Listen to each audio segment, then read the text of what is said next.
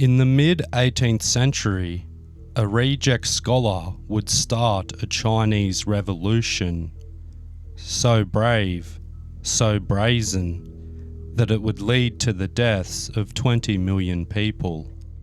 This is Dark Matters. This is the Taiping Heavenly Kingdom.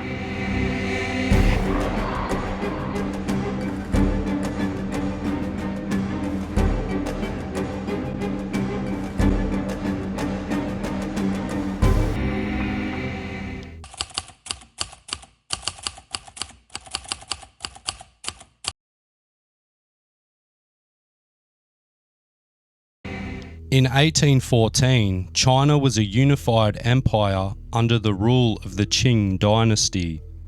This ethnic group of Manchus migrated from northeastern China to conquer the Han Chinese and overthrow the Ming Dynasty. Power now flowed from Beijing, where Jiaqing Emperor Ayasin Gyoro Yongyan ruled with an iron fist. After conquering the Han Chinese, the Manchu elite established the Canton trade system. Overnight, foreign merchants were restricted to the 13 factories of Canton and could no longer enter China freely. Here they were only allowed to make deals through a kohan, licensed Chinese brokers approved by the Manchu elite, and payment for goods was to be made out in silver. The English demand for porcelain, silk and tea was at an all-time high, and the Chinese had little interest in British goods. By receiving payments in silver, China's wealth exploded, and this created a trade deficit with England, which would later lead to the infamous Opium Wars. But while silver filled the Chinese imperial vaults, the prosperity failed to reach the poor. Far from Beijing, in the rugged hills of Guangdong, lived the Hakka families. These peoples were Han Chinese migrants displaced by the Ching Dynasty. Known as guest families, the Hakkas farmed the poor land and rugged terrain and were often extorted by their Qing landlords. In the winter of January 1814, Hakka farmers Hong Jingyang and Wang Shi would give birth to a baby boy. They named him Hong Xiuquang. Hong was born into Hakka poverty, and under imperial rule, he was raised by his parents to believe that education was his only path out of hardship. Like millions of other Chinese children, Hong's parents began to prepare him for the brutal imperial civil service examinations.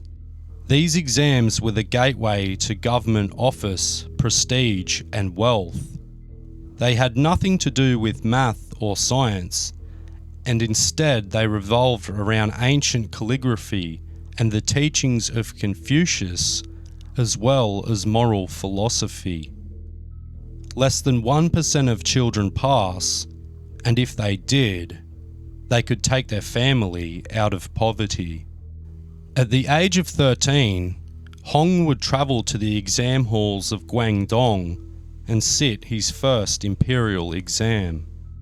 With the fate of his family's future in his hands, he entered the exam halls calm and ready. Hong and the other children would be locked away into the small exam cells and be forbidden from leaving until they were complete.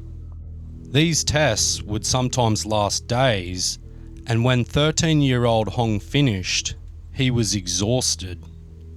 He hugged his mother and father, and he was glad that the ordeal was over. Several weeks later, he attended his village square. The results of the exam had now arrived. Hong scanned the list of names, and he noticed that his was absent. He had failed the imperial exam. His parents were supportive, and they insisted that with further study, he could resit the grueling test in a few years' time. Hong agreed, and for the next 9 years he worked the rice fields during the day whilst preparing for the imperial exam at night. At age 22, Hong would sit the exams once more. Now 9 years older, the test would reflect his growing age and require even more knowledge on Confucius, calligraphy, and moral philosophy.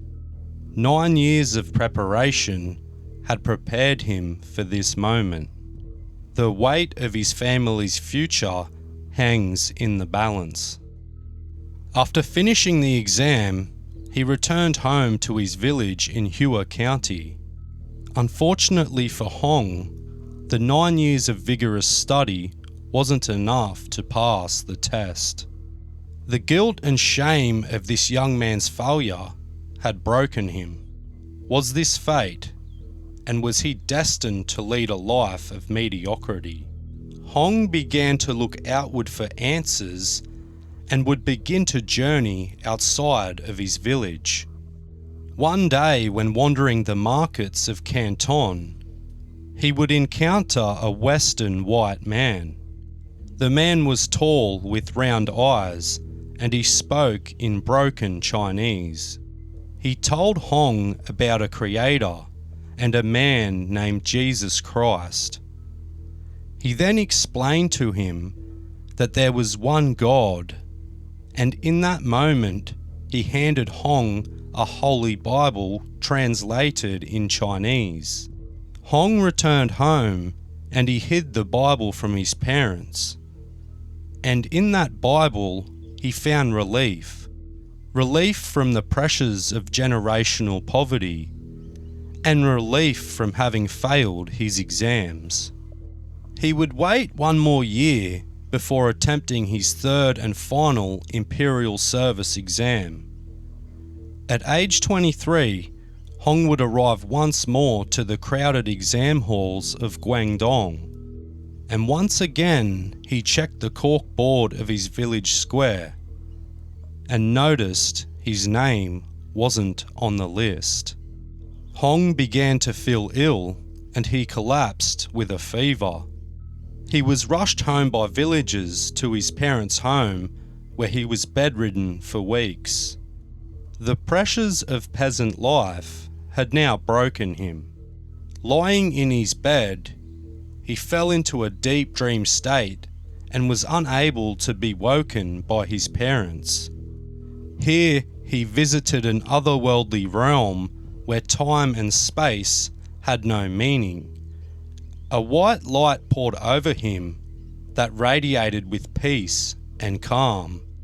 Amid this brilliance, a white man with a beard appeared beside him and spoke with a voice so commanding it resonated in his bones. The man introduced himself as Jesus Christ, and he told Hong that he was his younger brother and that God had chosen him for a holy mission. Jesus instructed Hong to lead the people of China and cleanse the world of sin. He must destroy the corrupt Ching Dynasty and establish the divine kingdom of God on earth. When Hong Xiaoqing woke from his dream, he was no longer a victim of peasantry. He was the brother of Jesus Christ, and God had called him to lead the Taiping Rebellion. He began to preach within his hometown of Hua County, and his charisma and presence resonated with his fellow Hakka peoples. His message was clear: you will find misery as an unholy peasant. Join him and follow Jesus Christ towards eternal salvation. The locals listened, and after hundreds of years of famine and injustice, these displaced peoples were ready to fight for a cause. In 1843, Hong marched with a band of loyal followers to the village of Jintian inside Guangxi province. The brother of Jesus Christ had arrived to save them from the Ching Dynasty, and all deniers would burn in hell. To these poor peasants, Hong was a beacon of hope, sent by God himself to save them. In 1851, at the village of Jintian, Hong declared himself the Heavenly King and the leader of the Taiping Heavenly Kingdom. He was joined by thousands of disgruntled villagers, and wealth inequality had now become the catalyst for a deadly rebellion. The peasants of Hong's Heavenly Kingdom were now drilled like a military outfit. Prayer was now required every day, and his men were organised into tight-knit units and squads. And the rakes, hoes and shears, once used to turn dirt, would now be transformed into weapons to kill in the name of the Heavenly Kingdom. The kingdom began to attack Qing patrols. This allowed them to stockpile guns and to grow their war chest. The kingdom army would march northeast from Guangxi into Hunan province and battle Qing forces. But instead of rakes, hoes and shears, they were now armed with guns stolen from the Qing. The kingdom fought with faith, and the Qing forces heavily underestimated their opponent. Within days, the kingdom had conquered Hunan province. Local villagers of Hunan watched this civil war unfold, and many joined the kingdom. The message was simple: all of the kingdom deniers would burn in hell. From Hunan province, they marched to the Yangtze corridor, seizing cargo ships, boats, and more guns. The kingdom's army now numbered in the hundreds of thousands. They crossed the Yangtze River and marched east before capturing Jiangxi province. In 1853, the kingdom would launch an assault on Nanjing and overthrow the Qing officials. Over the next 3 years, Nanjing would see sweeping reforms. Hong Xiaoquang appointed his own government officials, and he renamed the city of Nanjing to Tianjin, meaning the heavenly capital. The teachings of Confucius were now replaced with the gospel of Jesus Christ. This was the peak of the Taiping Rebellion, and with a chokehold over Tianjin, Hong's kingdom flourished and his forces expanded across China. The kingdom would guard Tianjin for the next 10 years, until 1864, when the Qing army breached the heavenly capital. Hong Xiaoquang was reportedly killed or committed suicide, and the Taiping Heavenly Kingdom collapsed. All in all, a peasant boy from Guangdong had managed to start a revolution and almost overthrow the Qing Dynasty. This was a brutal campaign with over 20 million lives lost, fought on the beliefs of spirituality. Thank you for listening. Dark Matters out.